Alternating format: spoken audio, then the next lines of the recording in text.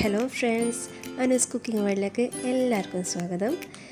ഇന്നൊരു pasta recipe ആയിട്ടാണ് വന്നിട്ടുള്ളത്. ഒരു വ്യത്യസ്തമായ ഒരു ടേസ്റ്റിൽ ഉണ്ടാക്കാൻ പറ്റുന്ന ഒരു മക്രോണിയുടെ റെസിപ്പിയാണ് ഇന്ന് ഞാൻ ചെയ്യുന്നത്. മുന്നേ ഞാനൊരു മക്രോണി റെസിപ്പി ചെയ്തിട്ടുണ്ടായിരുന്നു. അതിൽ വ്യത്യസ്തമായിട്ടുള്ളൊരു റെസിപ്പിയാണ് ഇന്ന് ചെയ്യുന്നത്. അതായത് ഒരു ബട്ടർ ചിക്കൻ ഉണ്ടാക്കിയിട്ട് അതിൽ മിക്സ് ആക്കിയിട്ടുള്ളൊരു മക്രോണി. അപ്പോൾ ഈ ബട്ടർ ചിക്കൻ ഉണ്ടാക്കാൻ വേണ്ടിയിട്ട് ഞാനിവിടെ കുറച്ച് ചിക്കൻ എടുത്തിട്ടുണ്ട്. എല്ലോട് കൂടിയിട്ടുള്ള ചിക്കനാണ് എടുത്തിട്ടുള്ളത്. നിങ്ങൾക്ക് വേണമെന്നുണ്ടെങ്കിൽ ബോൺലെസ് ചിക്കൻ ആയാലും മതി. ഇനി ഇതിലേക്ക് 2 ടീസ്പൂൺ മുളക് പൊടി ചേർത്ത് കൊടുക്കാം.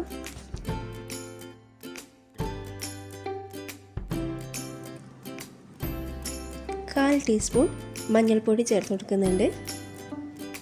പിന്നെ ആവശ്യത്തിനുള്ള ഉപ്പ് ചേർത്ത് കൊടുക്കാം. 1 ടീസ്പൂൺ ഇഞ്ചി വെളുത്തുള്ളി ചതച്ചത് ചേർത്ത് കൊടുക്കുന്നുണ്ട്. പിന്നെ 1 ടീസ്പൂൺ വിനാഗിരി അല്ലെങ്കിൽ ലെമൺ ജ്യൂസ്.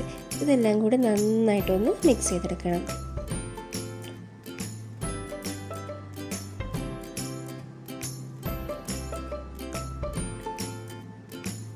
നന്നായിട്ട് മിക്സ് ചെയ്തിട്ട് ഇതൊരു 1/4 മണിക്കൂർ ഒന്ന് മാരിനേറ്റ് ചെയ്ത് വെക്കണം. ഇനി ചിക്കൻ ആവുന്ന സമയത്ത് നമുക്ക് ബട്ടർ ചിക്കൻ മസാല റെഡിയാക്കാം. അതിന് വേണ്ടിയിട്ട് ഒരു പാൻ അടുപ്പിൽ വെക്കുക. അതിലേക്ക് 1 ടീസ്പൂൺ ബട്ടർ ചേർത്ത് കൊടുക്കണം. ബട്ടർ നന്നായിട്ട് മെൽറ്റ് ആവുന്ന സമയത്ത് നമുക്കിതിലേക്ക് 1 ഉള്ളി ചെറുതായി കട്ട് ചെയ്തതും 1 തക്കാളി പിന്നെ കുറച്ച് വെളുത്തുള്ളി ഇവയെല്ലാം കൂടി ചേർത്ത് നന്നായിട്ടൊന്ന് മൂപ്പിച്ചെടുക്കണം.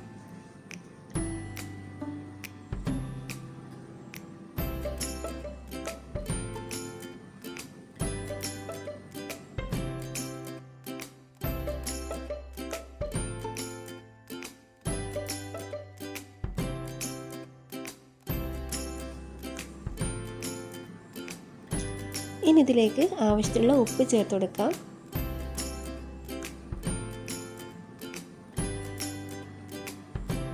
പിന്നെ കുറച്ച് കാഷ്യൂസ് ചെറുതായിട്ട് മുറിച്ചതും കൂടി ഇതിലേക്ക് ചേർത്ത് കൊടുക്കുന്നുണ്ട്.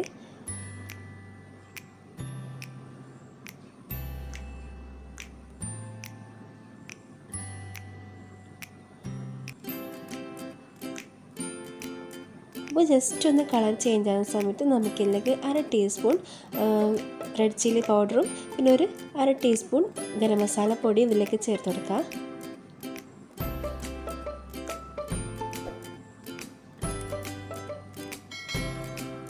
ഇനി 1 ടീസ്പൂൺ വിനാഗിരിയും കൂടി ഇതിലേക്ക് ചേർത്ത് കൊടുക്കാം. അപ്പോൾ എല്ലാം കൂടി നന്നായിട്ടൊന്ന് മിക്സായി വന്നാൽ മതി. കൂടുതൽ നേരം ഇത് വേവേണ്ട ആവശ്യമൊന്നുമില്ല. ഒരുപാട് നേരം വഴറ്റിയെടുക്കേണ്ട ആവശ്യമൊന്നുമില്ല. ജസ്റ്റ് ഒന്ന് മിക്സായി വരുന്ന സമയത്ത് നമുക്കിതിൻ്റെ ഫ്ലെയിം ഓഫ് ചെയ്യാം.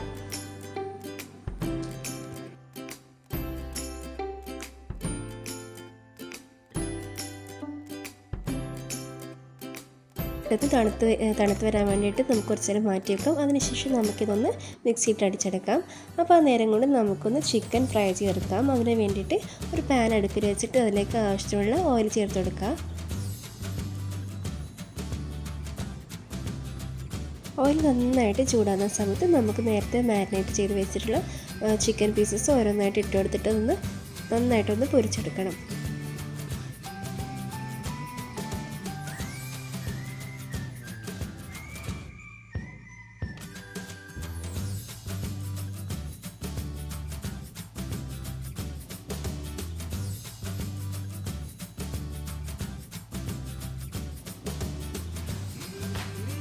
ഈ സമയം കൊണ്ട് നമ്മൾ നേരത്തെ റെഡിയാക്കിയിട്ട് ബട്ടർ മസാല തണിഞ്ഞ് വന്നിട്ടുണ്ട്. ഇതൊന്ന് മിക്സിയുടെ ജാറിലിട്ട് നന്നായിട്ടൊന്ന് അരച്ചെടുക്കണം.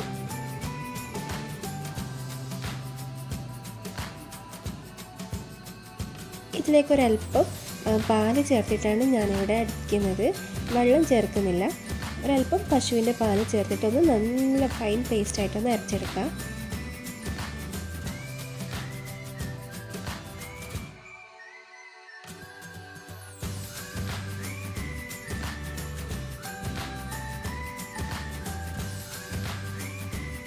ഇപ്പം നല്ല ഫൈൻ പേസ്റ്റായിട്ട് അരച്ചിട്ടുണ്ടെങ്കിൽ നമുക്ക് മാറ്റി വെക്കാം.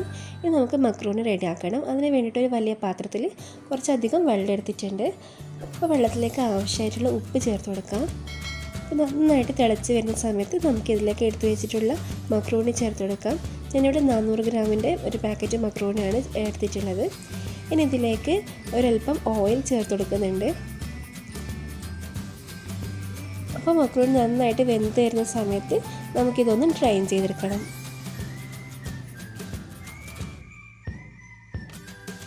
അപ്പോൾ ചിക്കൻ ഫ്രൈ ചെയ്യുന്ന സമയത്താണ് ഞാൻ ഇത്രയും കാര്യങ്ങളൊക്കെ ചെയ്തത്.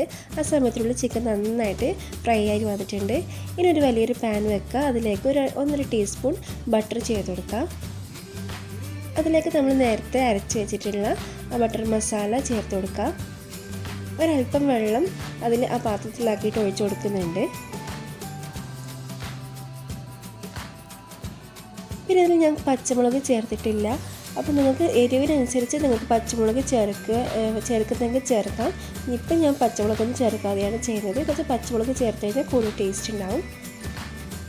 ഇനി ഇതിലേക്ക് ഒരു ചെറിയ ക്യാരറ്റ് ചെറുതായി മുറിച്ചതും പിന്നെ ഒരു ചെറിയ പീസ് ക്യാപ്സിക്കം കൂടെ ചേർക്കുന്നുണ്ട്. ഇവ രണ്ടും നമുക്ക് വേണമെന്നുണ്ടെങ്കിൽ ബട്ടർ ഇട്ടിട്ട് ഒന്ന് അതിൽ വഴറ്റിയെടുത്തിട്ട് ചേർത്താൽ മതിയാവും.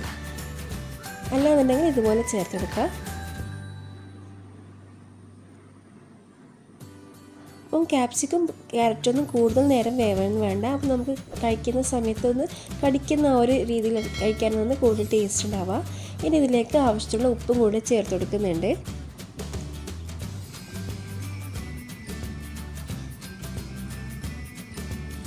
നന്നായിട്ട് തിളച്ച് വരുന്ന സമയത്ത് നമുക്കിതിലേക്ക് ഫ്രൈ ചെയ്ത് വെച്ചിട്ടുള്ള ചിക്കൻ ചേർത്ത് കൊടുക്കാം.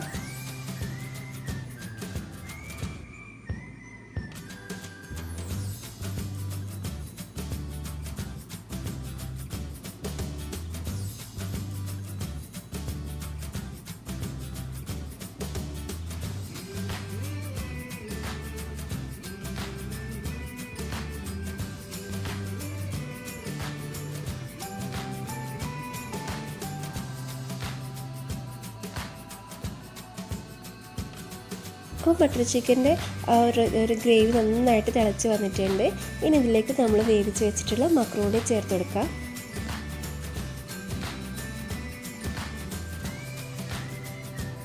അപ്പോൾ മക്രോണി നന്നായിട്ട് മിക്സ് ആയതിന് ശേഷം ഇതിലേക്ക് 1 ടേബിൾ സ്പൂൺ സോയാ സോസ് ചേർക്കുന്നുണ്ട്. അത് ഓപ്ഷണലാണ്, വേണമെന്നുണ്ടെങ്കിൽ മാത്രം ചേർത്താൽ മതിയാവും. ചെറിയൊരു പുളി കിട്ടാൻ വേണ്ടിയിട്ടാണ്. ലാസ്റ്റായിട്ട് കുറച്ച് മല്ലിയിലയും കൂടെ ചേർത്തിട്ട് ഇതിൻ്റെ ഫ്ലെയിം ഓഫ് ചെയ്യാം. അപ്പോൾ വ്യത്യസ്തമായിട്ട് ടേസ്റ്റിലുള്ള ഈ മക്രോണി എല്ലാവർക്കും ഇഷ്ടമായിട്ടെന്ന് വിചാരിക്കുന്നു. ഇഷ്ടമായിട്ടുണ്ടെങ്കിൽ ലൈക്ക് ചെയ്യാനും ഷെയർ ചെയ്യാനൊന്നും മറക്കരുത്. പിന്നെ നിങ്ങളുടെ അഭിപ്രായങ്ങളൊക്കെ എനിക്ക് കമൻറ്റായിട്ട് അയച്ചു തരിക. പിന്നെ എൻ്റെ ചാനൽ ഇതുവരെ സബ്സ്ക്രൈബ് ചെയ്യാത്ത കൂട്ടുകാരുണ്ടെങ്കിൽ ഒന്നരട്ട് സബ്സ്ക്രൈബ് ബട്ടൺ പ്രസ് ചെയ്തിട്ട് നോട്ടിഫിക്കേഷന് വേണ്ട കുഞ്ഞ് ബെല്ലൈക്കൺ കൂടെ പ്രസ് ചെയ്യാൻ മറക്കല്ലേ. അപ്പോൾ ഇൻഷാല്ലാ മറ്റൊരു നല്ലൊരു വീഡിയോ ആയിട്ട് വീണ്ടും വരാം. Thank you.